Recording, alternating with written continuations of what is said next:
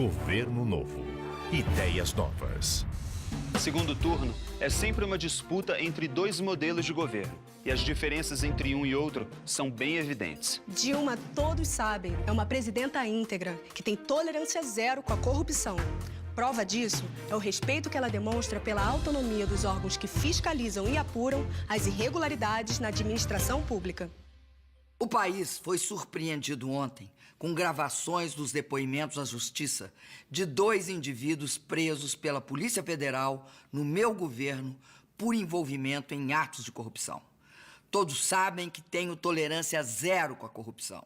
E deixei isso bem claro ao criar as condições para investigar todo e qualquer delito e malfeito e para levar a julgamento todos os corruptos e os corruptores. Nem sempre antes foi assim no Brasil. Muito pelo contrário. Aqui se costumava varrer a corrupção para baixo do tapete. O principal envolvido nas denúncias, que hoje faz acusações para diminuir a sua pena, foi demitido da Petrobras por mim e foi preso no meu governo. Tudo o que ele disse tem de ser apurado com rigor. Eu sou a primeira a exigir isso. Mas a investigação deve ser feita sem interferência ou manipulação política. A lei não pode ser aplicada ao sabor de circunstâncias eleitorais. Quem está dizendo isso é uma presidenta que nunca compactuou com qualquer tipo de irregularidade. Jamais aparelhamos a Polícia Federal ou a Procuradoria-Geral da República. Essa é a nossa diferença em relação aos governos tucanos. Nós investigamos, eles escondiam. Quem criou as condições como eu para combater a corrupção nunca será conivente com ela. Por isso, estou propondo a implantação de 5 medidas no combate à impunidade, pois a impunidade é o mal que alimenta a corrupção. Medida 1. Aprovar uma lei que transforme em crime e puna com rigor os agentes públicos que enriquecem sem justificativa ou não demonstrem a origem dos seus ganhos. Medida 2. Modificar a legislação para transformar em crime eleitoral a prática de Caixa 2. Medida 3. Criar uma nova espécie de ação judicial que permita o confisco dos bens adquiridos de forma ilícita ou sem comprovação. Medida 4. Alterar a legislação para agilizar o julgamento de processos envolvendo desvio de recursos públicos. Medida 5. Criar uma nova estrutura no Poder Judiciário, junto aos tribunais superiores, que dê maior agilidade e eficiência às investigações e processos movidos contra aqueles que possuem fórum privilegiado. Na sua essência, essas 5 medidas têm o objetivo de garantir processos e julgamentos mais rápidos e punições mais duras. Elas representam um golpe fortíssimo na impunidade. É claro que o amplo direito de defesa dos acusados será preservado, mas dentro de prazos mais razoáveis, porque hoje os julgamentos podem levar uma eternidade, o que só favorece os corruptos e os corruptores. Algumas das medidas que estamos propondo já estão sendo estudadas pelo Congresso Nacional e pelo Judiciário. Outras são inteiramente novas. O fundamental é que todos os poderes e toda a sociedade participem desse processo para mudar o que precisa ser mudado no Brasil. Tomo essa iniciativa baseada no meu compromisso com a ética na vida pública e com a defesa do patrimônio dos brasileiros. Com a certeza de que a corrupção e a impunidade não podem ser combatidas com bravatas ou palavras vazias, mas sim com medidas concretas e com uma verdadeira vontade de mudar o rumo das coisas. Em 1997, a imprensa denunciou a compra de votos para aprovar a emenda que permitiu a reeleição de Fernando Henrique Cardoso, mas nada foi apurado. Em 2007, a Procuradoria-Geral da República denunciou a existência do Mensalão Tucano, um esquema de financiamento irregular da campanha à reeleição do então governador mineiro Eduardo Azeredo, um alto dirigente tucano muito próximo a Aécio, mas até hoje ele não foi julgado. Mais recentemente, a imprensa denunciou que para obter um contrato nas obras do metrô, a empresa francesa Alstom pagou propina a vários políticos de São Paulo, estado governado há 20 anos pelo PSDB. Mas nada aconteceu até agora. Percebeu a diferença entre os dois modelos de governo? Enquanto os tucanos varrem tudo para baixo do tapete, Dilma defende que tudo se apure, que tudo se investigue. Porque quem não deve, não teme. O silêncio é o grande aliado da impunidade. Vejam o caso de Minas. Jornalistas que criticaram o governo de Aécio foram perseguidos e demitidos. 2 documentários disponíveis na internet relatam esse cerco à imprensa. Liberdade, essa palavra, de autoria do então estudante de jornalismo Marcelo Baeta. E Mordaça no Brasil, produzida pela Current TV dos Estados Unidos, que também sofreu tentativa de censura. Agora, Aécio entrou na justiça pedindo a remoção de links em redes sociais e sites de buscas como o Google, que trazem críticas e denúncias contra ele. Mas a tentativa de silenciar a imprensa não impediu que o povo de Minas percebesse as grandes falhas do governo Aécio. A resposta veio neste primeiro turno. Aécio perdeu para Dilma em Minas e seu candidato a governador também foi derrotado pelo PT. Não existe melhor prova de que Aécio e seu governo foram desaprovados pelos mineiros. Governo novo, ideias novas. Dilma vai criar o programa Mais Especialidades, uma rede nacional de clínicas onde consultas, exames e tratamentos com especialistas poderão ser feitos sem demora e no tempo certo. Governo novo, ideias novas. Dilma criou o maior programa de investimentos em transporte público com 143 bilhões de reais. A sua proposta é construir ou ampliar 9 metrôs, 14 VLTs e 180 BRTs e corredores exclusivos de ônibus nas principais cidades brasileiras. Governo novo, ideias novas. O trabalho de Dilma está em todo o Brasil. Exemplo de hoje, São Paulo. Aqui, Dilma garantiu grandes investimentos em obras de mobilidade, como o monotrilho da linha Prata, a expansão de mais linhas do metrô da capital e o VLT da Baixada Santista. Também tem muito investimento federal em obras de infraestrutura, como a construção do trecho norte do Rodoanel e a modernização do Porto de Santos. Na área social, o Mais Médicos já beneficia 7,5 milhões de pessoas em 344 municípios. O Pronatec já teve mais de 1.200.000 matrículas. E o FIES, o Ciências Sem Fronteiras e o ProUni já beneficiaram mais de 900.000 jovens paulistas. E tem mais. O Minha Casa Minha Vida já entregou e contratou 638.000 moradias em São Paulo. Mais que a CDHU entregou em toda a sua história. Isso sim é compromisso com o Brasil e com São Paulo. Minha Casa Minha Vida é um programa para a família. A gente, como pobre, presidente, a gente nunca teria essa oportunidade se não fosse o seu governo. Lá a gente morava, lá era no barro, no barro, a barraca. E você aqui são 2 quartos, São 2 sala, O cozinha. banheiro é quase uma sala. Com a maior alegria no mundo que eu cheguei aqui, eu disse, Deus, eu não acredito. A minha casa? A gente quer que as crianças desse país e as mães desse país tenham direito à casa própria. Isso é que eu acho muito importante. Dilma continua mobilizando o Brasil. Na quarta-feira, ela reuniu milhares de pessoas em Teresina, João Pessoa, Aracaju e Salvador. E em todas as capitais, deixou sua mensagem contra o preconceito ao Nordeste. Nós iniciamos uma grande transformação aqui no Nordeste. Foi onde o Brasil mais cresceu.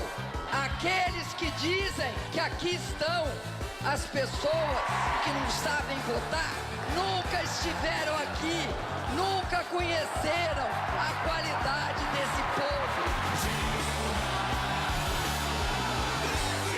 Eleições livres são assim. O povo nas ruas, compromisso com a transparência e com o funcionamento das instituições. O resto é jogo sujo, de quem tenta tirar proveito do combate à corrupção e à impunidade para manipular o resultado eleitoral. Dilma, presidenta 13.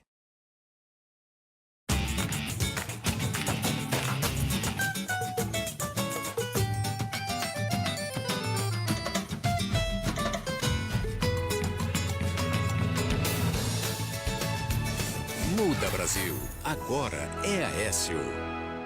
No programa de hoje, nós vamos mostrar uma conversa franca de Aécio com importantes lideranças sindicais do país. Olá, bem-vindos. Olha,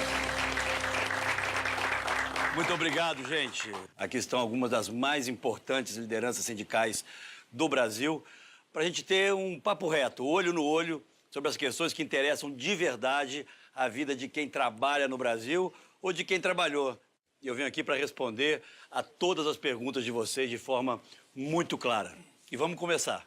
Senador Aécio, o atual governo se comprometeu ao diálogo social, em especial com os trabalhadores. Nos virou as costas. No seu governo, como o senhor irá tratar os trabalhadores? Miguel, eu quero aqui assumir um compromisso com você e com todos os trabalhadores brasileiros. O meu governo vai ser o governo do diálogo do primeiro ao último dia. E é nesse diálogo que nós vamos superar as dificuldades que nós estamos vivendo hoje. Pode confiar. Senador, como você sabe, esse governo atual não deu um centavo de aumento para os aposentados. Você, eleito presidente da República, qual a política que você vai aplicar para a recuperação do poder de compra das aposentadorias?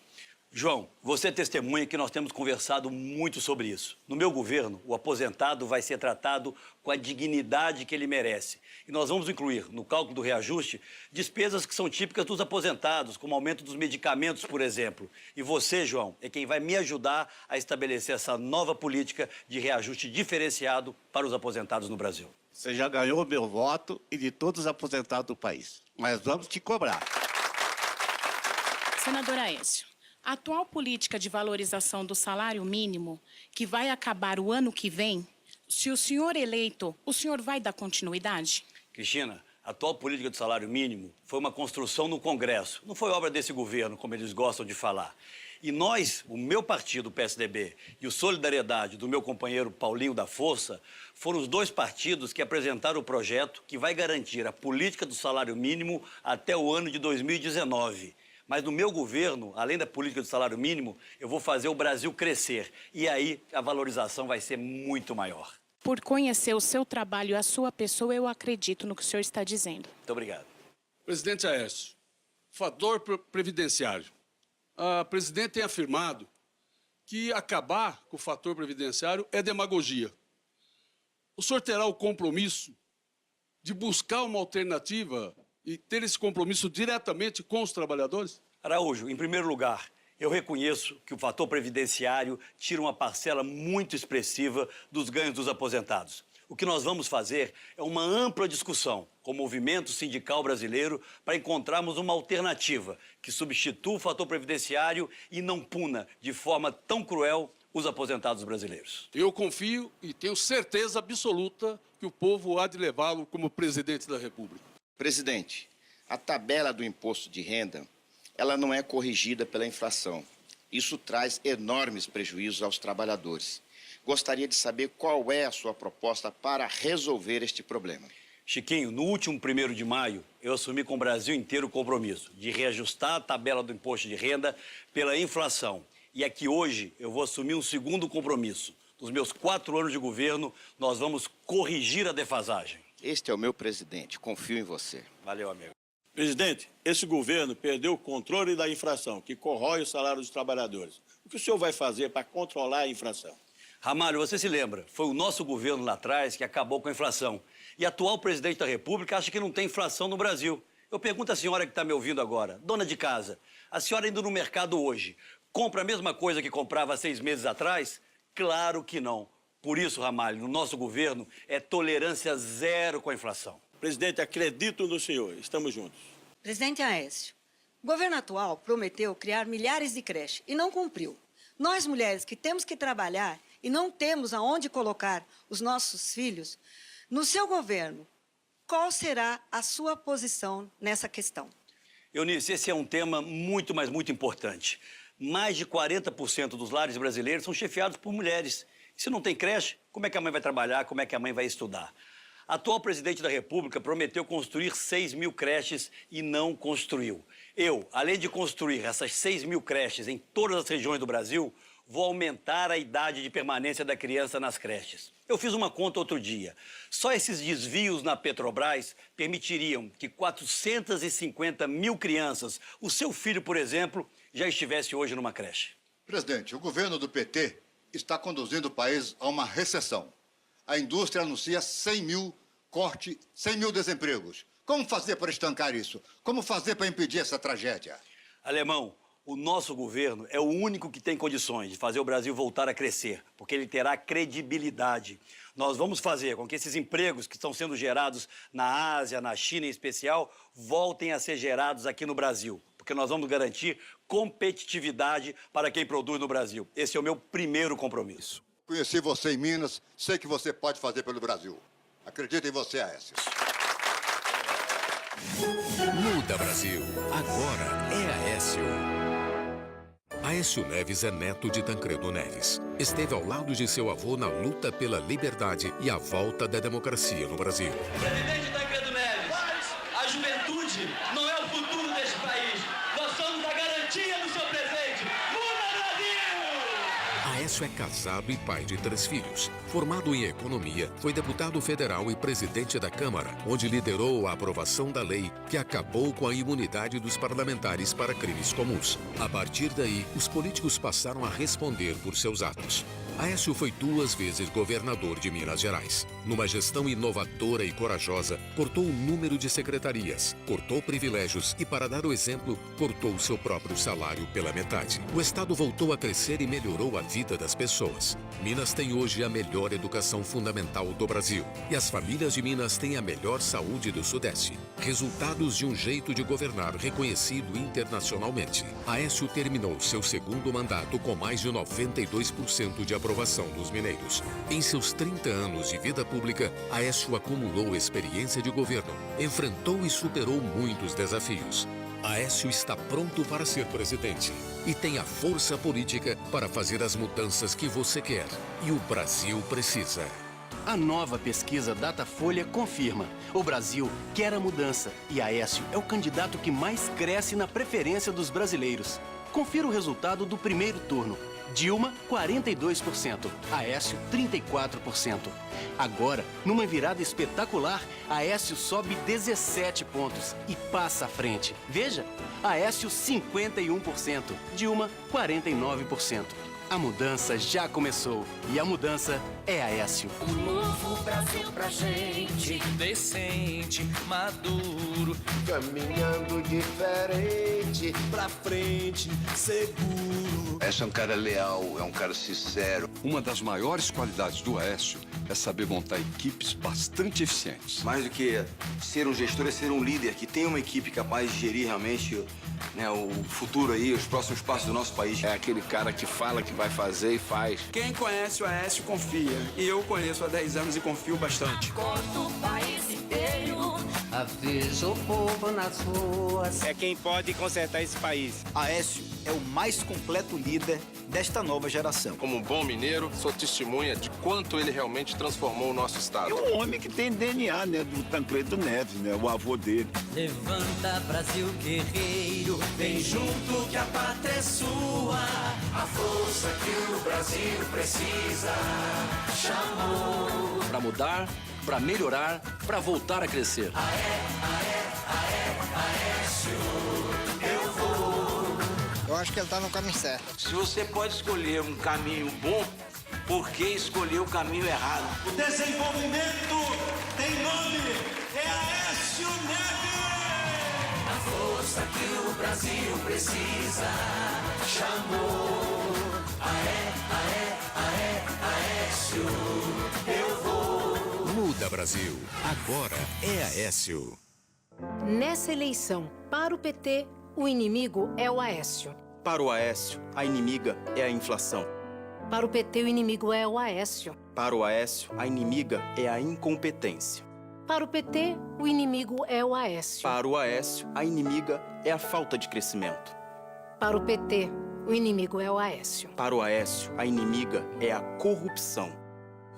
E aí, quem você acha que está lutando pelo Brasil? Aécio, presidente.